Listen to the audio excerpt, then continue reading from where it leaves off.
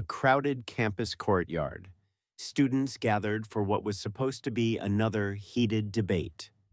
At the microphone sat one of the most polarizing voices in American politics, Charlie Kirk, founder of Turning Point USA. Then, without warning, a gunshot cracked through the air. In an instant, Kirk clutched his neck and fell, bleeding before hundreds of horrified witnesses. The shocking assassination of a conservative firebrand in broad daylight sent shockwaves across the nation. How did a man who built his career on stirring debate end up the target of an assassin's bullet? Tonight, we unravel Charlie Kirk's meteoric rise, his controversial views, the storm of opposition he faced, the chilling details of his final moments, and the manhunt that followed. And in the end, we confront the hard truth. Violence is never the answer to political disagreement. Charlie Kirk was not born into politics, but he found his place in it early. In 2012, at just 18 years old, he co-founded Turning Point USA. What began as a small campus group ballooned into a powerful conservative network with chapters at hundreds of universities. Its mission: promote free markets, limited government, and patriotism among America's youth. Kirk was charismatic, sharp-tongued, and media-savvy. By his early 20s, he was appearing regularly on Fox News, speaking at rallies, and podcasting to millions. He branded himself as the conservative answer to campus liberalism, a warrior for free speech, unafraid to confront what he called the radical left. His influence skyrocketed during Donald Trump's presidency. Kirk became one of Trump's loudest young surrogates, attending White House events and boosting the MAGA movement among Gen Z voters. In 2020 and again in 2024, Turning Point USA played a role in mobilizing conservatives on college campuses, making Kirk a rising star in Republican circles. But his meteoric rise came with a cost: controversy and hostility that never left his side. Charlie Kirk thrived on confrontation. For supporters, that made him fearless. For opponents, it made him dangerous. Among his most polarizing positions, on race and civil rights, Kirk frequently dismissed systemic racism, calling it a false narrative.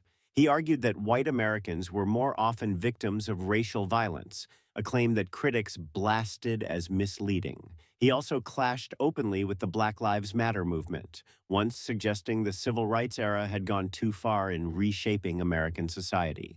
On Islam, his remarks about Islam stirred outrage. Kirk claimed the religion was incompatible with Western freedoms, even comparing Prophet Muhammad to Jeffrey Epstein. Muslim leaders called his rhetoric Islamophobic and incendiary, yet Kirk doubled down, insisting he was defending American values. On Israel and Palestine, a staunch supporter of Israel, he questioned whether Palestine exists and justified Israel's harsh military responses in Gaza, saying, "When you declare war on Israel, expect a firestorm." These remarks inflamed critics who accused him of denying Palestinian identity and suffering.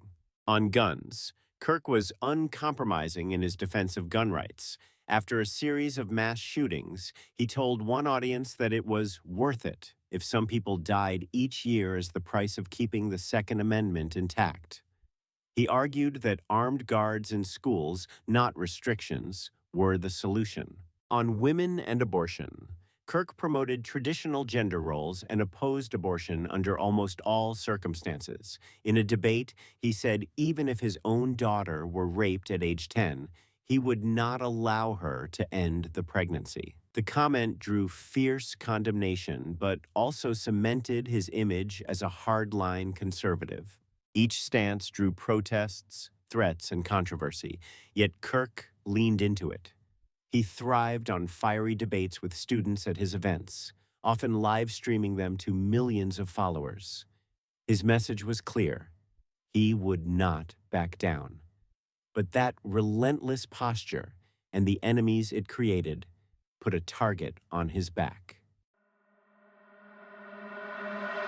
By 2025, America's political climate was a tinderbox. The nation was bitterly divided, and Kirk embodied that division. Investigators would later uncover that his killer, 22-year-old Tyler Robinson, had grown increasingly radicalized. Friends and family noticed his fixation on politics, especially his hatred for Kirk, whom he viewed as spreading bigotry. Police later revealed that bullets in his rifle were engraved with anti-fascist slogans, symbols of an obsession that had tipped into violence. The tension between Kirk's supporters and opponents had long been boiling. He received threats regularly, and turning point events often drew heavy protests. But even with heightened security, no one anticipated what would happen at Utah Valley University. September 10th, 2025. Orem, Utah. It was midday on campus. Students filled the courtyard for Kirk's Q&A session. His wife Erica and their 2 children sat in the front row. For 20 minutes, Kirk sparred with students, defending his views on guns, gender, and politics. Then, at 12:20 p.m., a rifle cracked. Kirk grabbed his neck, blood streaming between his fingers. He toppled sideways from his chair. Screams erupted. Witnesses described chaos, students diving for cover, others sprinting in panic. Erica Kirk rushed to her husband's side, trying desperately to stop the bleeding. A few bystanders joined her, using jackets to press against the wound. Police scrambled, searching the crowd for a shooter, but the danger wasn't among them. From the rooftop of a nearby 4-story building, a lone sniper had taken his shot. Security cameras later showed Robinson climbing onto the roof with a concealed rifle, waiting for his moment. One bullet was all it took. Kirk was rushed to the hospital, but doctors could not save him. He was pronounced dead shortly after arrival, the wound to his neck unsurvivable.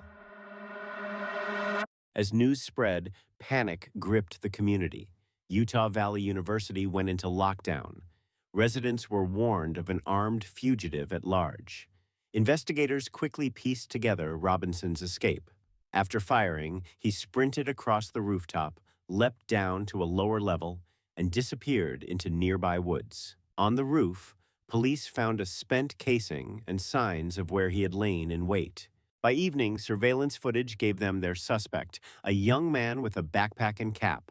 The next day, Robinson's own father recognized him from those images and called police. By nightfall, Robinson was arrested without incident.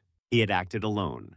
A bolt-action rifle, radical beliefs, and a plan executed with chilling precision.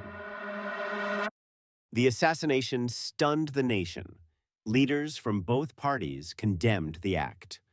President Trump called it a dark moment for America and ordered flags flown at half-staff. President Biden declared, "There is no place for this kind of violence. It must end now." On campuses nationwide, vigils were held. Supporters wept, calling him a patriot silenced for his beliefs. Even many opponents expressed sorrow, saying that while they despised his rhetoric, murder was never justified. For Erica and the children, the tragedy was deeply personal. They lost a husband and father in front of their eyes.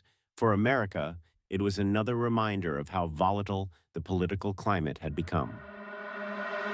Charlie Kirk's assassination is more than the story of one man. It is a warning about the cost of political hatred. Whatever one thought of his views, he deserved debate, not death. Violence does not resolve disagreement. It silences voices, destroys families, and poisons democracy. Kirk's murder left 2 children without their father and deepened divisions in a country already on edge.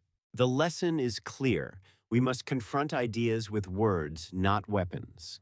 Only dialogue, protest, and peaceful challenge can preserve freedom. To honor those values is to ensure tragedies like this never become our future. Thank you for watching. Subscribe for more true crime videos every week. Take care and look after one another.